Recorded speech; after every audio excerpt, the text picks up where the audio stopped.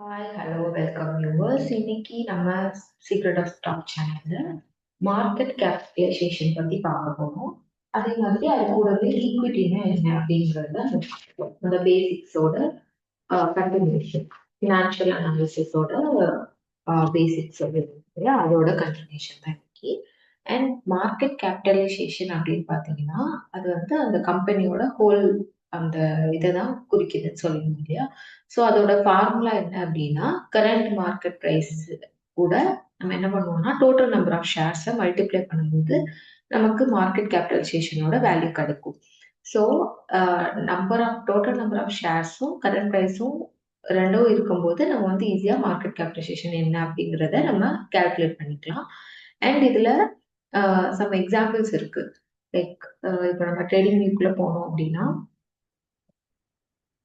For example Britannia எடுத்துக்கலாம். பிரிட்டானியால நமக்கு market capitalisation பார்த்தோம் அப்படின்னா 145,803 crore இருக்கு இல்லையா. அண்ட் இப்போ இதே மாதிரி இன்னொரு பிஸ்கெட் கம்பெனி பார்த்தா மிஸ்ஸஸ் பெக்டா ஃபுட். இப்போ இது பார்த்தீங்கன்னா 8,224 crore தான் இருக்கு. ஆனா என்ன சொல்றது, இந்த ரெண்டுமே biscuit companies, food speciality companies தான். அண்ட் இதுல வந்து என்ன இருக்கு அப்படின்னா கிட்டத்தட்ட 40 டைம்ஸ் வந்து கிரேட்டரா இருக்கு பிரிட்டானியா கம்பேர் பண்ணும்போது. ஸோ இந்த 40 டைம்ஸ் வந்து எப்படியும் ஒரு ஒரு 10-20 இயர்ஸ்ல வந்துடும். பெக்டா ஃபுட்ஸ் என்ன ஆகும் அப்படின்னா பிரிட்டானியா அளவுக்கு பெருசா வரும். அந்த அளவுக்கு மார்க்கெட் கேபிட்டலைசேஷன் வரும். இது வந்து சாதாரண விஷயம் இல்லை, பட் அது வந்து வர்றதுக்கு ஈஸியா இருக்கும். ஏன்னா பிரிட்டானியா வந்து நூக் அண்ட் கார்னர்ல நமக்கு வந்துட்டு இருக்கு அப்படிதானே. அந்த பிஸ்கெட் வந்து எந்த ஷாப்ல பார்த்தாலும் நமக்கு கிடைக்கும். பட் மிஸ்ஸஸ் பெக்டா ஃபுட் வந்து எங்க கொடுக்குறாங்க அப்படின்னா ஃபுல்லாமே இப்போ பீட்சா கம்பெனிக்கு இல்ல அந்த பிளேட்டிங் ரெடி பண்றதுக்கு இந்த மாதிரி ஃபுல்லாமே ஹோல்சேல் மாதிரி கொடுத்துட்டு இருக்காங்க. அதனால நமக்கு இன்னும் அது அந்த மிஸ்ஸஸ் பெக்டா ஃபுட்ஸ் வந்து நமக்கு இன்னும் அவ்வளோ அவைலபிளா இல்லை எல்லா கடையிலும். அதே மாதிரி இன்னொரு எக்ஸாம்பிள் பார்க்கலாம் அப்படின்னா பேங்க் எடுத்துக்கலாம். கோட்டக் மஹிந்திரா பேங்க். இதோட மார்க்கெட் கேபிட்டலைசேஷன் பார்த்தீங்க அப்படின்னா 4,18,050 crore. அண்ட் பிஎன்பி எடுத்துக்கலாம், Punjab national bank. Punjab national பேங்கோட மார்க்கெட் கேபிட்டலைசேஷன் பார்த்தீங்க அப்படின்னா 1,41,237 crore. ஸோ இது வந்து 8 டைம்ஸ் வந்து நமக்கு டிஃபரன்ஸ் இருக்கு இல்லையா. இந்த மாதிரி மார்க்கெட் கேபிட்டலைசேஷன் வந்து நமக்கு ஒவ்வொரு இதுக்குமே நமக்கு டிஃப்ரெண்டா இருக்கும். இப்போ நம்ம பெயிண்ட்ஸ் எடுத்துக்கலாம். ஏஷியன் பெயிண்ட்ஸ் இதோட மார்க்கெட் கேபிட்டலைசேஷன் பார்த்தீங்க அப்படின்னா 2 lakh கிட்ட இருக்கு. அதே மாதிரி இண்டிகோ எடுத்துக்கலாம். இண்டிகோ பெயிண்ட்ஸ் 4,000 தான் இருக்கு. ஸோ இது ரெண்டுத்துக்கும் உள்ள டிஃபரன்ஸ் வந்து அவ்வளோ டிஃபரன்ஸ் இருக்கு. ஆனா இது வந்து கண்டிப்பா என்ன ஆகும் அப்படின்னா ஏஷியன் பெயிண்ட் அளவுக்கு இண்டிகோ பெயிண்ட்ஸ் கண்டிப்பா வரும். அந்த அளவுக்கு பிக்கர் ஆகும். ஏன்னா இப்போ வந்து இதுக்கு காரணம் அப்படின்னா லோ பெனிட்ரேஷன் தான். இது யூஸ்வலா நம்ம பெயிண்டிங்ஸ் எடுத்துக்கிட்டோம் அப்படின்னா என்ன பண்றோம், ஒவ்வொரு வீட்லயும் ஏதாவது அக்கேஷன் வரும்போது ஃபெஸ்டிவல் வரும்போது தான் நம்ம வந்து பெயிண்ட் பண்ணிக்கிறோம் அப்படிதானே. ஆனா இதுவே சிங்கப்பூர்ல எடுத்துக்கிட்டீங்க அப்படின்னா அங்க வந்து ஒரு ரூலே இருக்கு. எவ்ரி 3 இயர்ஸ் வந்து கண்டிப்பா எல்லா பில்டிங்ஸும் சரி வீடும் சரி எல்லாமே கண்டிப்பா ரீபெயிண்ட் பண்ணணும் அப்படின்னு. அந்த மாதிரி பெயிண்டிங் ரூல்ஸ்லாம் கொண்டு வந்தாங்க. இல்ல நம்ம வந்து அடிக்கடி அடிக்க ஆரம்பிச்சோம் அப்படின்னா கண்டிப்பா இந்த இண்டிகோ பெயிண்ட்ஸோட இண்டிகோ பெயிண்ட்ஸ் இல்ல பெயிண்டிங் கம்பெனிஸோட வேல்யூஸ் வந்து நமக்கு கண்டிப்பா இன்க்ரீஸ் ஆகும். இது வந்து மார்க்கெட் கேபிட்டலைசேஷனுக்கு நம்ம பார்த்த எக்ஸாம்பிள்ஸ். அடுத்து வந்து என்னன்னா அந்த மார்க்கெட் கேபிட்டலைசேஷன்ல 3 கேட்டகரிஸ் இருக்கு. நம்ம அப்படி பிரிச்சுக்கிறோம். எப்படி அப்படின்னா large cap, mid cap and small cap. இதுல லார்ஜ் கேப் அப்படிங்கிறது வந்து 20,000 crore மேல இருந்துச்சு அப்படின்னா அது வந்து லார்ஜ் கேப் ஆகும். 5,000ல இருந்து அந்த 20,000 crore வரைக்கும் இருக்கிறத mid cap. And lesser then 5,000 crore இருக்கு அப்படின்னா அது வந்து ஸ்மால் கேப்பா நம்ம வந்து கன்சிடர் பண்ணிக்கிறோம். இந்த அந்த ஃபர்ஸ்ட் சொன்னேன் இல்லையா, அந்த large cap, mid cap, small cap இந்த மூணுத்தையும் வச்சுதான் நம்ம கம்பெனி வந்து எப்படிப்பட்ட கம்பெனி அப்படிங்கிறத நம்ம வந்து தீர்மானிக்கிறோம். இதுக்கப்புறம் ஈக்விட்டி. ஈக்விட்டின்னு பாத்தீங்க அப்படின்னா இப்போ வந்து ஒரு அமௌண்ட் ஆஃப் மணி இருக்கு. அதை வந்து கம்பெனியோட ஷேர் ஹோல்டருக்கு ரிட்டர்ன் பண்ணோம் அப்படின்னா அந்த டைம்ல நமக்கு அசெட்ஸ் வந்து லிக்விடேட்டரா இருக்கணும், லைக் குடுக்குற மாதிரி இருக்கணும். அதே மாதிரி கம்பெனியோட கடன் வந்து ஃபுல்லாவே பே பண்ணியிருக்கணும். லைக் ஃபுல்லாவே அடைச்சிருக்கணும். அந்த மாதிரி டைம்ல நமக்கு ஒரு அமௌண்ட் இருக்கும் இல்லையா? அதுதான் நம்ம வந்து என்ன சொல்றோம் அப்படின்னா, ஈக்விட்டி அப்படின்னு சொல்றோம். அ அப்போ மார்க்கெட் கேபிடலைசேஷனுக்கும், ஈக்விட்டிக்கும் என்ன டிஃபரன்ஸ்ன்னு பார்த்தீங்கன்னா, மார்க்கெட் கேபிடலைசேஷன் வந்து நமக்கு அ அந்த ஃபார்முலா தான். ஷேர் பிரைஸையும், டோட்டல் பிரைஸையும், ஆ கரண்ட் பிரைஸையும், டோட்டல் ஷேர்ஸையும் நம்மளுக்கு மல்டிப்ளை பண்ணும்போது என்ன கிடைக்குதோ அது மார்க்கெட் கேபிடலைசேஷன் சொல்றோம். இதுவே அசெட்ஸ் எவ்வளோ இருக்கோ, அது மைனஸ் லயபிலிட்டீஸ் பண்ணோம் அப்படின்னா, அதுக்கு நமக்கு வந்து ஈக்விட்டி வேல்யூஸ் கிடைக்கும். அசெட்ஸ்னா என்ன? லயபிலிட்டீஸ்னா என்னன்னு நான் பின்னாடி சொல்றேன். அண்ட் இந்த மார்க்கெட் கேபிடலைசேஷன் வந்து நமக்கு டே டு டே அது சேஞ்ச் ஆகிட்டே தான் இருக்கும். ஆனா ஈக்விட்டி வந்து அப்படி இல்ல. ஏன்னா அசெட்ஸ்ங்கிறது நமக்கு சொத்துன்னு சொல்லுவோம் இல்லையா? அதுதான். அப்ப அது வந்து நமக்கு டே டு டே சேஞ்ச் ஆகாது. பட் ரொம்ப லாங் பீரியட்க்கு அப்புறம் நமக்கு அது சேஞ்ச் ஆகும். அண்ட் மார்க்கெட் கேபிடலைசேஷன வந்து நம்ம வந்து அந்த கம்பெனியோட ஒர்த்த வந்து கால்குலேட் பண்றது கொஞ்சம் அக்யூரேட் வந்து கம்மியா இருக்கும். ஆனா ஈக்விட்டி வச்சு கம்பேர் பண்ணும்போது நமக்கு ஜாஸ்தி அக்யூரேட்டா இருக்கும். லைக் இவ்வளவுதான் அப்படின்னு நம்ம தீர்மானிக்கிறது அக்யூரேட்டா இருக்கும். இதுதான் நமக்கு ஈக்விட்டிக்கும் மார்க்கெட் கேபிடலைசேஷனுக்கும் உள்ள டிஃபரன்ஸ். அப்புறம் ஷேர்ஸ், ஈக்விட்டி ஷேர்ஸ் அப்படின்னா என்னன்னா, இப்போ வந்து ஜென்ரல் பப்ளிக்கு நம்ம கொஞ்சம் ஷேர்ஸ் கொடுக்குறாங்க, ஒரு கம்பெனில இருந்து ஷேர்ஸ் கொடுக்குறாங்க அப்படின்னா அது வந்து நான் ரெடீம்டா இருக்கும். நேச்சராவே அது வந்து திரும்ப நம்மளால அதை வந்து ரினிவல் பண்ண முடியாது, அந்த மாதிரி இருக்கும். அந்த ஷேர்ஸ் தான் நம்ம வந்து என்ன சொல்றோம் அப்படின்னா ஈக்விட்டி ஷேர்ஸ் அப்படின்னு சொல்றோம். இது ஃபுல்லாமே என்னன்னா அந்த ஒரு ஃபினான்ஷியல் கம்பெனி இருக்கு அப்படின்னா, அதுக்கு வந்து லாங் டர்ம் ஃபினான்ஷியல் சோர்ஸா இருக்கிறது தான் நம்ம என்ன சொல்லுவோம் அப்படின்னா, ஈக்விட்டி ஷேர்ஸ் அப்படின்னு சொல்லுவோம். இந்த ஈக்விட்டி ஷேர்ஸ்ல சில டைப்ஸ் இருக்கு. அது என்னென்ன டைப்ஸ் அப்படின்னு பார்த்தீங்கன்னா, ordinary shares, preference shares, sweat equity shares, bonus shares, right ஷேர்ஸ்ன்னு. இப்ப இந்த ஆர்டினரி ஷேர்ஸ தான் நம்ம வந்து யூசுவலா ஷேர்ஸ் அப்படின்னு பேசிட்டு இருக்கோம் இல்லையா? ஷேர் ஹோல்டர்ஸோட ஷேர்ஸ் இல்ல ரீட்டைல் பப்ளிக்கோட ஷேர்ஸ் அந்த மாதிரி சொல்றோம் இல்லையா? அதுதான் நம்ம வந்து ஆர்டினரி ஷேர்ஸ் அப்படின்னு சொல்றோம். இதுவே நம்ம பிரிஃபரன்ஸ் ஷேர்ஸ்ன்னு எடுத்துக்கிட்டோம் அப்படின்னா, இப்போ வந்து டிவிடெண்ட் எல்லாம் பார்த்தோம் இல்லையா? அந்த டிவிடெண்ட் வந்து யாருக்கு பிரியாரிட்டியா நம்ம வந்து ரிசீவ் பண்ணலாம், யாருக்கு குடுக்கலாம் அப்படிங்கிறத சொல்றது தான் என்ன சொல்றது? பிரிஃபரன்ஸ் ஷேர்ன்னு சொல்லுவாங்க. அதான் இப்போ நீ எனக்கு பிரிஃபரன்ஸ் குடுக்கல, அவங்களுக்கு தானே குடுக்குற அப்படின்னு நம்ம யூசுவலா சொல்றோம் இல்லையா? அந்த மாதிரி பிரிஃபரன்ஸ்னாலே என்னன்னா, பிரியாரிட்டி யாருக்கு முதலா குடுக்குறோம் அப்படிங்கிறது தான் நம்ம வந்து பிரிஃபரன்ஸ் ஷேர்ன்னு சொல்றோம். இப்போ எக்ஸாம்பிள்க்கு ஒரு கம்பெனி எடுத்துக்கலாம். அந்த கம்பெனி வந்து 7% இப்போ நமக்கு வந்து பிரிஃபர்ட் ஸ்டாக் இருக்கு அப்படின்னா, அத வந்து இப்போ நம்ம ரூ. 1000க்கு ஒரு பெர் வேல்யூ, அதாவது பெர் ஸ்டாக்கோட வேல்யூ வந்து ரூ. 1000 இருக்கு. அப்ப இன்வெஸ்டர் வந்து அதுல கண்டிப்பா ₹70 வந்து ஆனுவல் டிவிடெண்டா அவங்க எடுத்துக்கணும். இல்ல குவார்ட்டர்லி மாதிரி குடுத்தாங்க அப்படின்னா, ஆனுவலா பார்த்தாலும் 70, குவார்ட்டர்லியா குடுத்தா 17.50 நமக்கு கிடைக்கும். ஸோ இது வந்து ட்ரேட சுத்தி நடக்கும்போது, கண்டிப்பா அந்த ஸ்டாக் பெர் வேல்யூ இருக்கு இல்லையா? அது சுத்தி தான் நடக்கும். எக்ஸாம்பிள்க்கு பாண்ட் எடுத்துக்கலாம். இப்ப நம்ம ஒரு பாண்ட் போட்டு குடுக்குறோம் அப்படின்னா, அந்த பாண்ட் முடியிற வரைக்கும் அந்த வேலைய நம்ம கண்டிப்பா செஞ்சு தானே ஆகணும். அந்த மாதிரி தான் பிரிஃபரன்ஸ் ஷேர். அவங்க வந்து பாண்ட் மாதிரி போட்டு குடுத்துருவாங்க. அந்த டைம் வரைக்கும் யாருக்கு ஃபர்ஸ்ட் பிரியாரிட்டி குடுக்குறாங்க அப்படிங்கிறது தான் நம்ம வந்து பிரிஃபரன்ஸ் ஷேர் அப்படின்னு சொல்றோம். அடுத்து பார்த்தீங்க அப்படின்னா, ஸ்வெட் ஈக்விட்டி ஷேர்ஸ். இது வந்து அந்த எம்ப்ளாயீஸ் இல்ல டைரக்டர்ஸ் இருப்பாங்க இல்லையா? ஒரு கம்பெனில டைரக்டர்ஸ் ஆர் எம்ப்ளாயீஸ். அவங்களுக்கு இஷ்யூ பண்ணக்கூடிய ஷேர்ஸ தான் நம்ம என்ன சொல்லுவோம் அப்படின்னா, ஸ்வெட் ஷேர்ஸ்ன்னு சொல்லுவோம். இது வந்து எந்த மாதிரி டைம்ல குடுக்குறாங்க அப்படின்னா, டிஸ்கவுண்ட் மாதிரி குடுக்குறாங்க. இது வந்து நார்மலா குடுக்கக்கூடிய ஷேர்ஸ்ல கணக்குல வராது. இது டிஸ்கவுண்ட் மாதிரி லைக் நான் கேஷ் கன்சிடரேஷன். அது கேஷா குடுக்க மாட்டாங்க. ஷேர் குடுக்குறதா இருந்தாலும், அது வந்து நான் கேஷா இருக்கும். இது வந்து மோஸ்ட்லி எங்க யூஸ் பண்ணிக்கிறாங்க அப்டின்னா, ஸ்டார்ட் அப் கம்பெனிஸ்ல. ஏன்னா, இப்போ ஸ்டார்ட் அப் கம்பெனிக்கு வந்து ரிவார்ட் குடுக்கணும். ஆனா, அதுல வந்து கொஞ்சம் டாக்ஸ் ப்ராப்ளம் வரும் அப்டிங்கிற பட்சத்துல, இல்ல அந்த எம்ப்ளாயீஸ் எல்லாம் மோட்டிவேட் பண்ணணும் அப்டிங்கிற மாதிரி சிச்சுவேஷன்ஸ்ல என்ன பண்றாங்க அப்டின்னா, இந்த ஷேர்ஸ் குடுக்குறாங்க. இது வந்து நான் கேஷ்னால இது வந்து கேஷ் அ என்ன சொல்றது? கன்சர்வேஷன் ஜாஸ்தி இருக்கும். அ சும்மா சிம்பிளா ஒரு லைன்ல சொல்லணும் அப்டின்னா, இது வந்து காம்பன்சேஷன் மாதிரி தான். இப்போ நான் வந்து இது இது என்னால குடுக்க முடியல. உனக்கு கேஷ் குடுக்க முடியல. அதனால அதுக்கு பதிலா இது தரேன் அப்டின்னு சொல்லி குடுப்போம் இல்லையா? அந்த மாதிரி ஒரு இத தான் நம்ம வந்து ஷேர்ஸ் அப்டின்னு சொல்றோம். இப்போ ஃபார் எக்ஸாம்பிள் எடுத்துக்கிட்டோம் அப்படின்னா, இப்போ ஒரு பில்டிங் இருக்கு, இல்ல ஒரு ஹவுஸ் இருக்கு. அந்த ஹவுஸ வந்து அவங்க செட் ஷேர்ஸ்ன்னு சொல்லி என்ன பண்ணுவாங்கன்னா, அத வந்து ரெனோவேஷன் பண்ணி குடுப்பாங்க. அதுக்கு வந்து அவங்க காசும் குடுக்க தேவையில்ல. இவங்களுக்கும் காசு வராது. ஆனா, அவங்களுக்குள்ள வேலை அங்க நடந்திருக்கு இல்லையா? அத வந்து ரெனோவேஷன் பண்ணி குடுத்துருக்காங்க. அததான் நம்ம வந்து செட் ஈக்விட்டி ஷேர்ஸ் அப்படின்னு சொல்றோம். இதான் எக்ஸாம்பிள். அதுக்கு அடுத்து பார்த்தோம் அப்படின்னா, போனஸ் ஷேர்ஸ். போனஸ் ஷேர்ஸ் நமக்கு போனஸ்னாலே என்னன்னு தெரியும். அது வந்து யூசுவலா ஃபெஸ்டிவல் டைம்ஸ் இல்ல அவங்களுக்கு ஏதாவது வேணுங்கிறப்போ குடுக்குறது தான் நம்ம என்ன சொல்லுவோம் அப்படின்னா, போனஸ்ன்னு சொல்லுவோம்.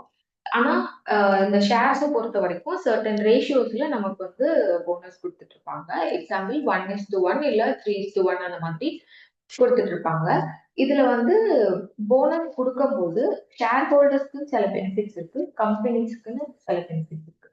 ஷேர் ஹோல்டர்ஸ்ன்னு பார்த்தோம் அப்படின்னா, அ அந்த அவங்களோட ஓனர்ஷிப்ப வந்து எவ்வளவுக்கு அதிகரிக்க முடியுமோ, அந்த அளவுக்கு அதிகரிச்சுப்பாங்க. அதே மாதிரி அ கேஷ் அவுட்லே வந்து இருக்காது. அதாவது இப்போ பணம் செலவழிக்கிறது அப்படின்னு இருக்காது. அது வந்து முதலீட்டு பணமா மாறிரும். இன்வெஸ்ட்மென்ட்டா மாறும். அப்படி குடுக்கும்போது. அதனால இது வந்து ஷேர் ஹோல்டர்ஸ்க்குள்ள பெனிஃபிட். இதுவே கம்பெனிக்குன்னு பார்த்தோம் அப்படின்னா, ஆ கேஷ வந்து எவ்வளவுக்கு பத்திரமா வைக்க முடியுமோ, அவ்வளவுக்கு பத்திரமா வைக்கிறதுக்கு தான் இந்த போனஸ். அண்ட் இந்த போனஸ் குடுக்குறது மூலியமா இன்வெஸ்டர்ஸ அவங்க வந்து ஈஸியா அட்ராக்ட் பண்ணிக்க முடியும். இந்த 2 பெனிஃபிட்ஸ்னால அ கம்பெனி வந்து போனஸ் ஷேர்ஸ் வந்து அனௌன்ஸ் பண்ணுவாங்க. ஷேர் ஹோல்டர்ஸ் வந்து அந்த இன்வெஸ்ட்மென்ட் இல்ல கேஷ் அவுட்லே இருக்காது. அதுக்காகவும் ஓனர்ஷிப் அவங்க வந்து அதிகரிச்சுக்கிறதுக்காகவும் தான் போனஸ் ஷேர்ஸ் வந்து நம்ம அனௌன்ஸ் பண்றாங்க. அதுக்கப்புறம் பார்த்தீங்க லாஸ்ட் ஒன் என்னன்னா ரைட் ஷேர்ஸ். இந்த ரைட் ஷேர்ஸ்ல இப்போ ஒரு கம்பெனி வந்து ஒரு புது ஷேர் வந்து நமக்கு ஆஃபர் பண்றாங்க. அதாவது ஏற்கனவே இருக்கக்கூடிய ஷேர் ஹோல்டர்ஸ், எக்ஸிஸ்டிங் ஷேர் ஹோல்டர்ஸ்ன்னு சொல்லுவோம் இல்லையா?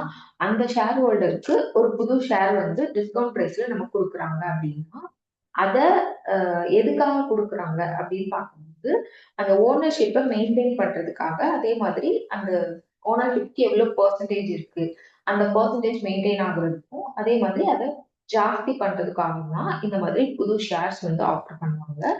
இதோட மெயின் பர்ப்பஸ் என்ன அப்படின்னா, அந்த கேப்பிட்டல் வந்து ரெய்ஸ் ஆகணும். அதாவது மார்க்கெட் கேபிடலைசேஷன் சொல்றோம் இல்லையா? அந்த கேப்பிட்டல் வேல்யூ நமக்கு ரெய்ஸ் ஆகணும். அதுக்காக தான் இந்த ரைட் ஷேர்ஸ். அதே மாதிரி அ ஓனர்ஷிப்ப வந்து டைல்யூட் பண்ணாம கடன வந்து கம்மி பண்ணுவாங்க. இப்போ வந்து கடன் குடுக்குறோங்கிற பேர்ல லைக் கடன் குடுக்குறோம்னா, கடன் இருக்கிறத கெட்டுறோங்கிற பேர்ல, அந்த ஓனர்ஷிப் இருக்கக்கூடிய ஷேர்ஸ வந்து நம்மளால எடுத்துக்க முடியாது. அப்படிதானே? அப்படி எடுத்துட்டோம் அப்படின்னா, அ பாதி ஷேர் ஹோல்டிங் வந்து போயிரும். அதனால அந்த கடன் கெட்டும்போது, இல்ல கடன வந்து நம்ம கம்மி பண்ணிட்டு இருக்கோம் அப்படிங்கும்போது, அந்த ஓனர்ஷிப்போட கரண்ட் இன்வெஸ்ட்மென்ட் வந்து போயிடாம இருக்கிறதுக்காக, அந்த கேப்பிட்டல வந்து கொஞ்சம் அதிகப்படுத்துவாங்க. இன்கிரீஸ் பண்ணுவாங்க. அததான் நம்ம வந்து ரைட் ஷேர்ஸ்ன்னு சொல்றோம்.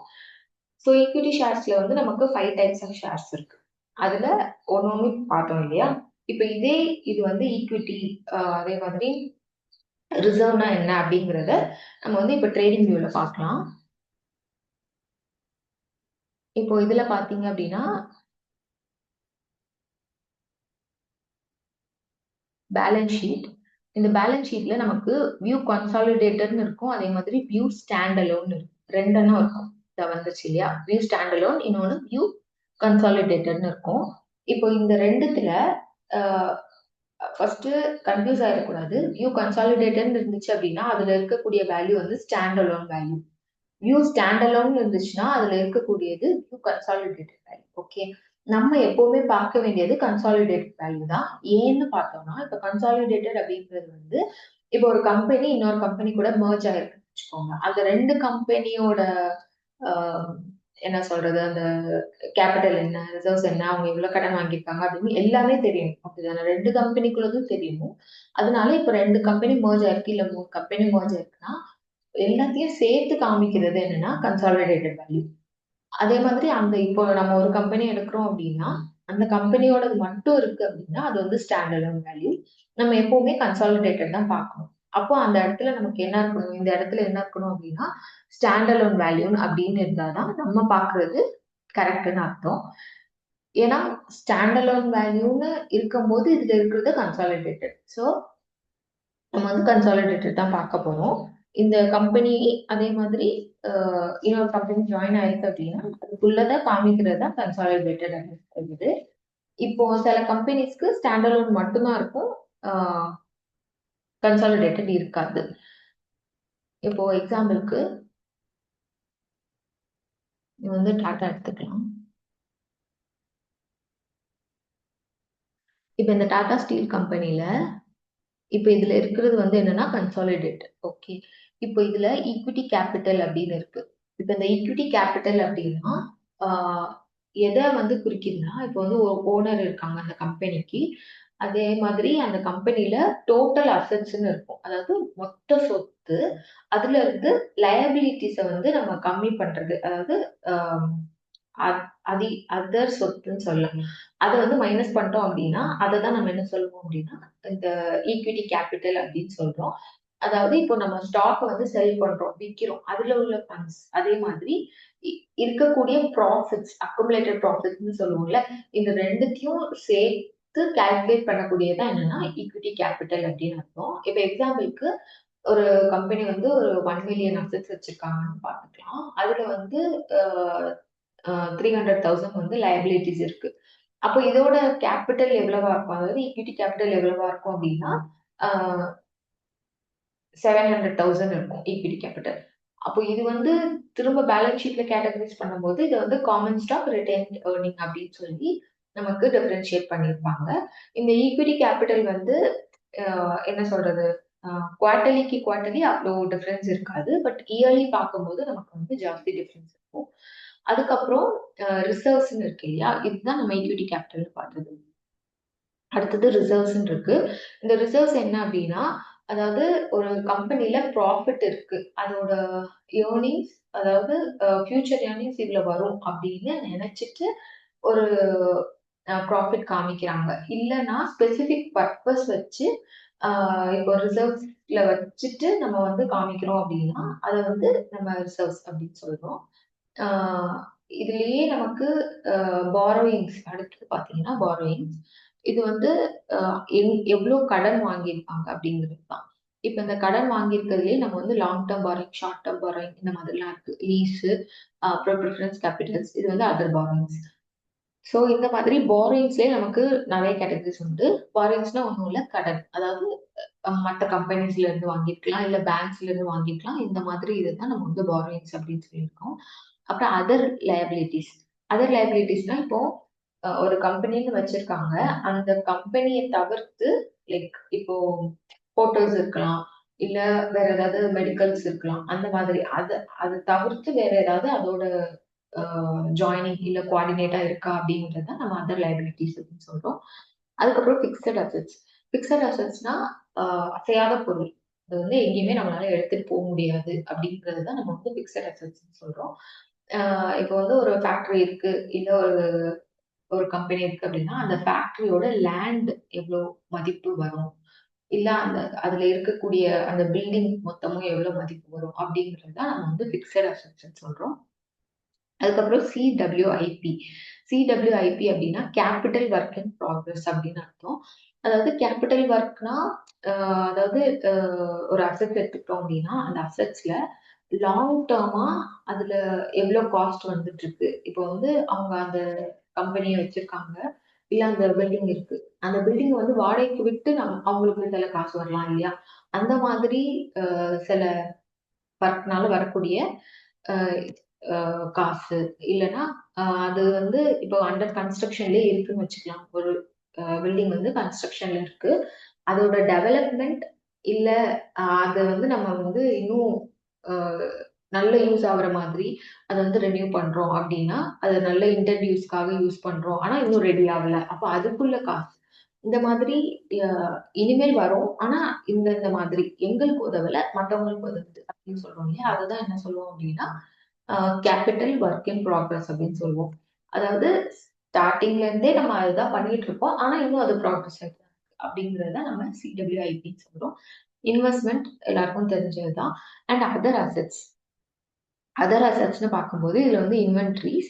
அ இன்வென்டரீஸ் வந்து அவங்க அதுல இருக்கக்கூடிய புதுசா இந்த மாதிரி பண்ணோம். இது வந்து நாங்க புதுசா இன்ட்ரோடியூஸ் பண்றோம் அப்படின்னு சொல்லியிருப்பாங்க இல்லையா? அதுதான் நம்ம இன்வென்டரிஸ்ன்னு சொல்றோம். அதுக்கப்புறம் ட்ரேட் ரிசீவபிள்ஸ். அதான் செல்லிங். அதாவது ஒரு ஒரு ஸ்டாக்கோ இல்ல ஏதோ ஒரு இத வந்து ட்ரேட் பண்ணிட்டு அதுலேருந்து ரிசீவ் ஆன அசெட்ஸ். அதுக்கப்புறம் கேஷா இருக்கிறது அவங்க கையில என்னலாம் இருக்கு. அப்புறம் லோன்ஸ் அண்ட் அட்வான்ஸஸ். லோன் வாங்கியிருக்கலாம். இல்ல அதுக்கு அட்வான்ஸா வாங்கியிருக்கலாம் இல்லையா? அது. அதுதான் நம்ம வந்து லோன்ஸ் அண்ட் அட்வான்ஸ்ல இருக்கு. And other asset items. இந்த மாதிரி நம்ம பேலன்ஸ் ஷீட்ல பார்த்தோம் அப்டின்னா, அந்த ஈக்விட்டிக்குள்ள அ எல்லா அ டீட்டெயில்ஸுமே நமக்கு ஒவ்வொரு கம்பெனிஸ்க்கும் காமிக்கும். ஸோ இதுதான் நம்ம வந்து மார்க்கெட் கேபிட்டலைசேஷன்னு வரும்போது நம்ம அ தெளிவா பார்க்க வேண்டிய விஷயங்கள் இதெல்லாம் தான். அந்த மார்க்கெட் கேபிட்டலைசேஷனுக்கும், ஈக்விட்டிக்கும் உள்ள டிஃபரன்ஸ் தான் நான் ஆல்ரெடி சொல்லியிருந்தேன். ஸோ மார்க்கெட் கேபிட்டலைசேஷன்னு எடுத்துக்கிட்டோம் அப்டின்னா, அது சின்ன விஷயமா தான் தெரியும். பட் அதுக்குள்ள போக நமக்கு ஜாஸ்தி அ அனலைஸ் பண்ண வேண்டிய விஷயங்கள் வரும். அ இது இன்னைக்கு பார்த்தது ஃபுல்லாமே மார்க்கெட் கேபிட்டலைசேஷன் பத்தி தான் அண்ட் ஈக்விட்டி. இத வச்சு நம்ம வந்து ஒரு கம்பெனிய எப்படி செலக்ட் பண்ணலாம்? இந்த ஸ்டாக் வாங்கலாமா? இது ட்ரேடிங்க்கு ஓகேவா இருக்குமா? அப்படிங்கிறதெல்லாம் நம்ம வந்து கால்குலேட் பண்ணிக்கலாம். ஆ இது வந்து நம்ம பேலன்ஸ் ஷீட்ல மட்டும் பார்த்துருக்கோம். இன்னும் இதோட கன்டினியூஷன் இருக்கு. அத நம்ம இன்னொரு வீடியோல பார்க்கலாம். ஸோ இது வேணும் இந்த கன்டினியூஷன் உங்களுக்கு பார்க்கணும்னு நினைச்சீங்க அப்படின்னா, நம்மளோட சேனல சப்ஸ்கிரைப் பண்ணிக்கோங்க. இன்னொரு வீடியோவோட நெக்ஸ்ட் சாட்டர்டே சந்திக்கலாம். Until then bye from Raji. Thank you. Bye bye. Thank you for வாட்சிங் வியூவர்ஸ்.